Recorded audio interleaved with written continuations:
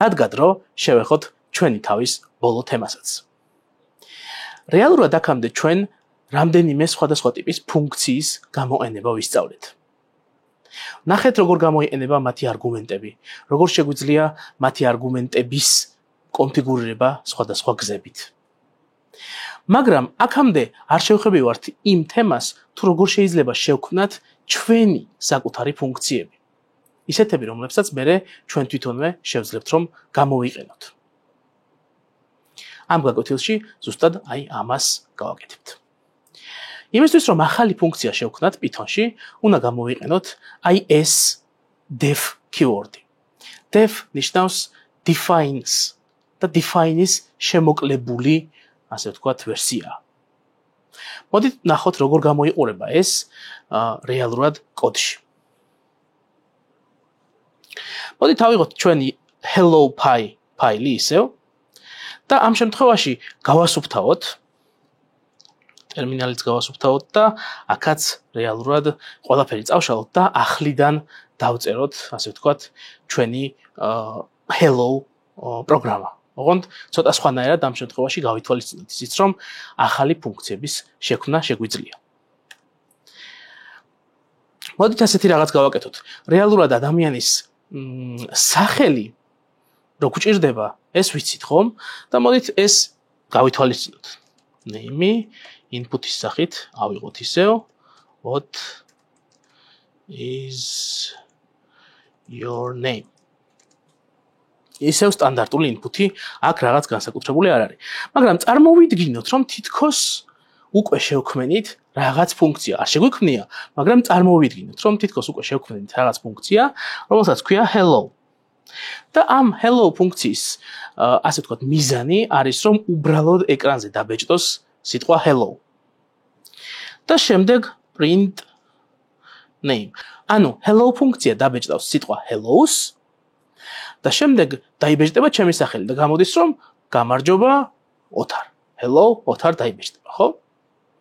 ნუ რა თქმა უნდა ეხლა ეს კოდი რომ გავუშვათ, აღმოვაჩენთ რომ hello.py ბატონო, აღმოვაჩენთ რომ რეალურად ეს არ იმუშავებს. რატო?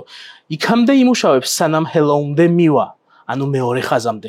ამ შემთხვევაში input-ი იმუშავებს და მკითხავს სახელს. მაგრამ ნახეთ hello არ არსებობს დამიწერა. helps ხო არ გულისხმობდიო? help-ი აქვს როგორც ჩანს ფუნქციებში და ფიქრობს რომ შეიძლება შემეშალა აკრეფისას. მაგრამ არა, helps არ გულისხმობდი. hello მინდა, ხო? ამ შემთხვევაში ეს ჩემი hello უნდა განვსაზღვრო.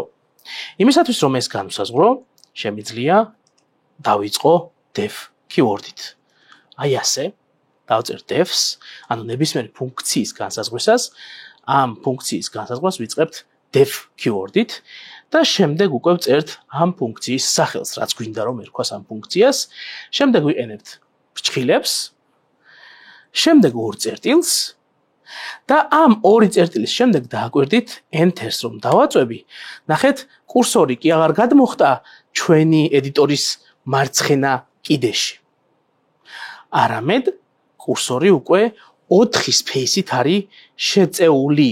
ამას ქვია ინდენტაცია. ანუ 4 სპეისით არის ინდენტირებული. ეს რას ნიშნავს? ყველაფერი რაც აი ამ ინდენტაციის შიგნით მოხდება, ანუ ყველა ის კოდი რომელიც აი ასე შეწეულად დაიწერება უკვე hello-ს definition-ის ქვეშ, ნიშნავს რომ არის აი ამ ფუნქციის ნაწილი. და მხოლოდ ამ ფუნქციის გამოძახების შემთხვევაში იმოქმედებს ეს კოდი. ასე მაგალითად უბრალოდ რომ დავწეროთ print hello. ხო? ახლა უკვე hello ფუნქცია სადაც გამოვიძახებ, აი აქ. ყველგან აი ეს ამ hello ფუნქციაში დაწერილი კოდი შესრულდება. შესაბამისად ჩვენ შეგვიძლია აი ასეთი რამ გავაკეთოთ, გავტესტოთ ეს მუშაობს თუ არა და ეს ერორი რეალურად ამ კიდევ ერთხელ გამოჩნდება თუ არა. Okay? ანუ ამ შემთხვევაში უკვე ვხედავთ, რომ ჩვენმა ფუნქციამ იმუშავა. hello ოთარ დაგვიწერა. მაგრამ ისევ ის პრობლემა გვაქვს, აი ეს ფორმატირების ნაწილი, რომ hello და შემდეგ ხაზზე არის ოთარ, ჩემი სახელი, ხო? ანუ რეალურად ჩვენ ახლა შეგვიძლია ეს ფუნქცია გავაუმჯობესოთ. და მისი პარამეტრიზაცია მოვახდინოთ. რას ნიშნავს პარამეტრიზაცია? აქამდე ჩვენ გვახსოვს, რომ ვიყენებდით ისეთ ფუნქციებს, რომლებისთვისაც არგუმენტების გადასცემა შეგვეძლო. მოდით ჩვენი hello ფუნქციას გავხადოთ ისეთი, რომელიც რაღაც არგუმენტს იღებს. ეს ნიშნავს, რომ მოვახდინოთ მისი პარამეტრიზაცია. ამ შემთხვევაში ფუნქციის განსაზღვრებისას ფრჩხილებში შეგვიძლია დავწეროთ ის არგუმენტები, რომელიც გვინდა რომ ჩვენმა ფუნქციამ მიიღოს. ამ შემთხვევაში ხო ვიღაცას ვესალმებით. ინგლისურში ეს მიმართვა თუ ვის ესალმები არის თუ შეიძლება თუ სიტყვა გამოვიყენოთ, ხო? მიმართვა რომ აი იმას ვესალმები. Hello to someone. მივესალმე მას, ვიღაცას, ხო? ამიტომ თუ გამოვიყენოთ როგორც სახელი, ასე ვთქვათ. და რეალურად hello-ს უნდა გადასცეს ვინც გამოიძახებს იმ ადამიანის სახელი უნდა გადასცეს ვისაც უნდა რომ მიესალმოს. და ამ შემთხვევაში ჩვენ შეგვიძლია გამოვიყენოთ ჩვენი ფორმატირებული string-ის ასე ვთქვათ ჯადოქრობა და აი ეს თუ გამოვიყენოთ აქ. რეალურად ეს თუ რომელიც ჩვენ განვსაზღვრეთ ჩვენი ფუნქციის აღწერისას სინამდვილეში არის ცვლადი რომელიც ჩვენი ფუნქციის შიგნით ცოცხალია. თუ რას ნიშნავს ჩვენი ფუნქციის შიგნით, ამას შემდეგ ვიდეოში კიდევ უფრო კარგად განვიხილავთ. მაგრამ ამ შემთხვევაში ჩათვალეთ, რომ ჩვეულებრივი ცვლადია, რომლის გამოყენებაც შეგვიძლია ჩვენი ფუნქციის შიგნით.